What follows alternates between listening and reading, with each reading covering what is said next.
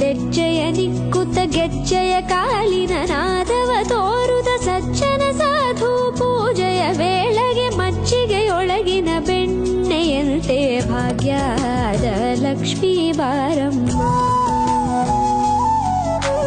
ಹೆಜ್ಜೆ ಮೇಲೊಂದೆಜ್ಜೆಯ ನಿಕ್ಕುತ ಗೆಜ್ಜೆಯ ಕಾಲಿನ ನಾದವ ತೋರುದ ಸಜ್ಜನ ಸಾಧು ಪೂಜೆಯ ವೇಳೆಗೆ ಮಜ್ಜಿಗೆಯೊಳಗಿನ ಬೆಣ್ಣೆಯಂತೆ ಭಾಗ್ಯದ ಲಕ್ಷ್ಮೀ ಬಾರಮ್ಮ.